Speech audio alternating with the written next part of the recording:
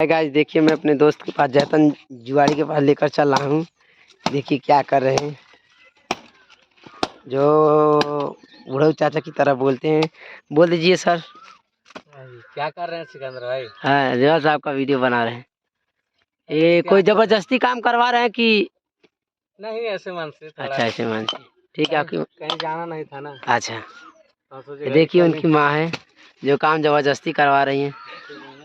बोलबू जबरदस्ती काहे काम करा तू लड़का से? अरे आइला हाँ बकवाद मार। और देखिए इधर छोटा भाई है उसका जो नाराज होकर पूरा सब भिंडी खंडर क्या कर रहा है रे भाई? बोल दे तू तो उखाड़ के फेंक रहा है।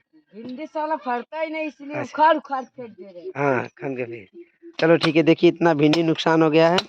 और ये जो बुढ़ऊ चाचा आपके अच्छी तरह जानते हैं आप लोग, जैसे जुगाड़ी जो वीडियो बहुत अच्छा बनाते हैं। और देखिए ऐसे चीर रहे हैं जैसे आदमी को चीर रहे हैं। उधर उसका साथी सोनू खड़ा होकर देख रहा है, कोई काम धाम नहीं है इसको कि भाई का मदद कर दें।